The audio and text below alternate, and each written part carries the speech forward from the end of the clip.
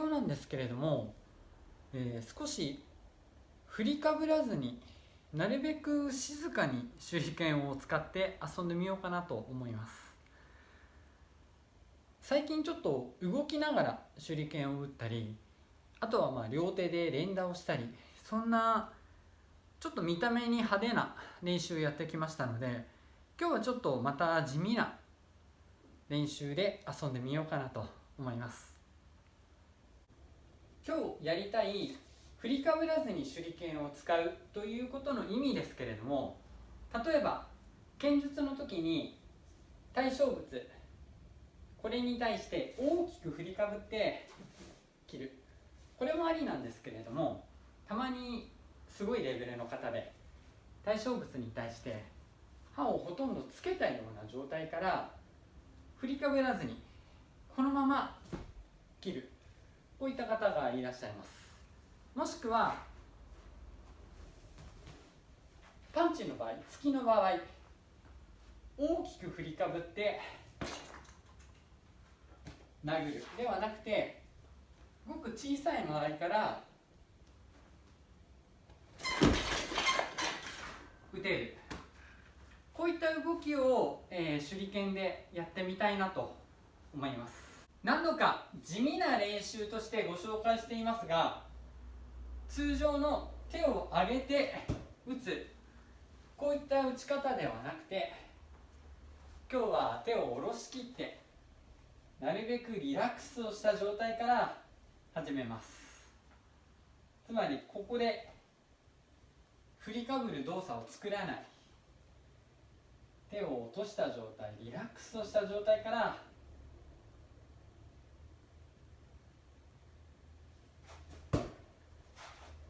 打っていきます。今やはり手だけで振ってしまったなと、こういったものを体が打つ体勢、投げる体勢が整う前に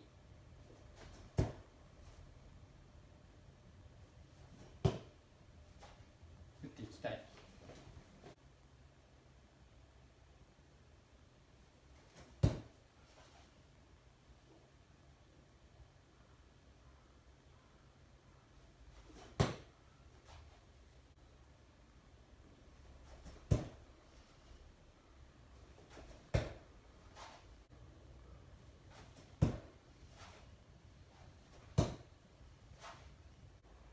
この練習の時なんですけれども、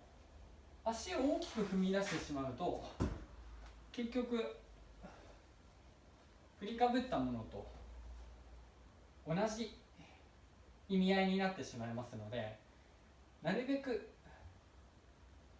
手を上げない、もう気持ちとしては落としたところから飛んでいくぐらいの気持ちで打つようにしています。意外と見ているよりも難しく、少なくともやっている私としては意外とこれが難しいなと思ってます。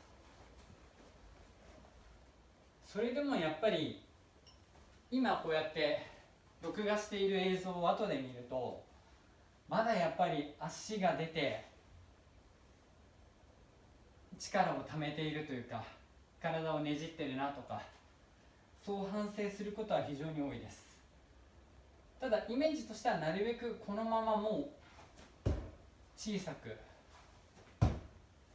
まっすぐに出ていく、そんなイメージで打つようにしていま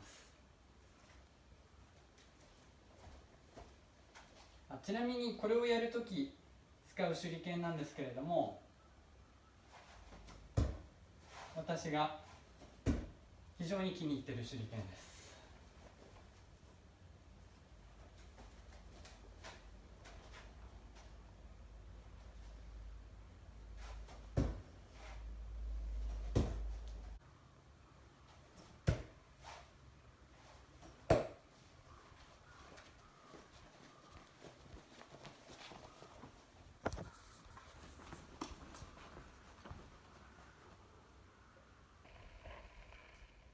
今度はこれに体の力を加えてみようと思います。つまりこういったねじる動きではなくて、体が移動する力、実際だけの場合には多少腰も正面向きますし、あとは何度もお話をしたこの動き、前後に移動する力っていうのも加わります。これを手裏剣に加えてみたい。ただしねじる力は使いたくない、今日はやりたくない。ですので半身から半身でよく体がパタンと切り替わるような動き、この状態からこの動き、これもなるべくねじるんじゃなくて素早く切り替わる、この力を手裏剣に加えてみたい。では上げずにいきます。この状態から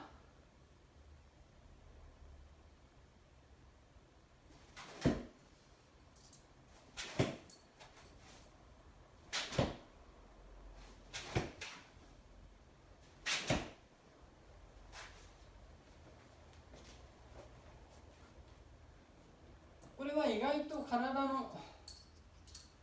切り替わる力、動く力というのが加わりますので、かなり強くなりますが、やはり注意としては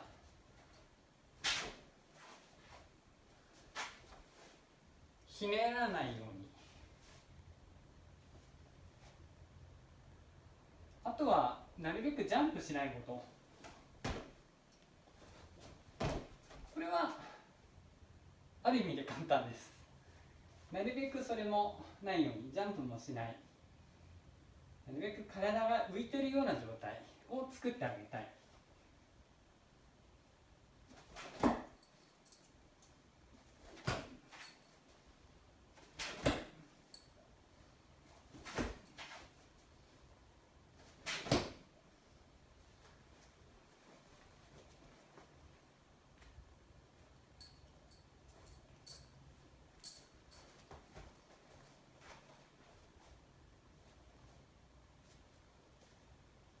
それがある程度できるようになったら角度を抑えてみようと思います。180度から180度だとかなり時間もかかってしまう。実際そこまで大きな動きは必要ないので、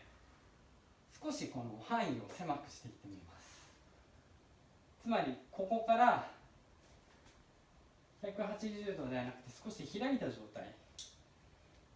120度ぐらいの範囲でしょうかね。それぐらいの範囲を意識して動くように。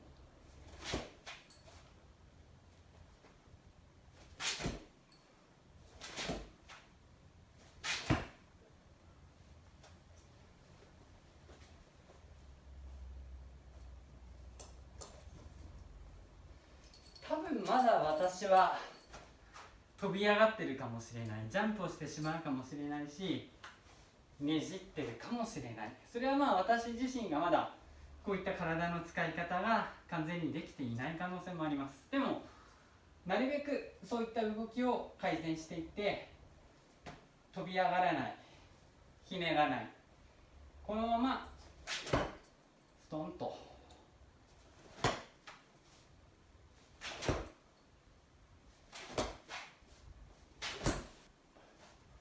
こういった動きで使っていきたいと思います。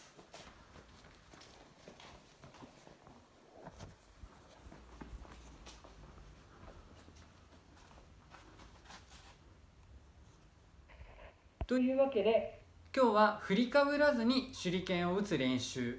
これをやって遊んでみました。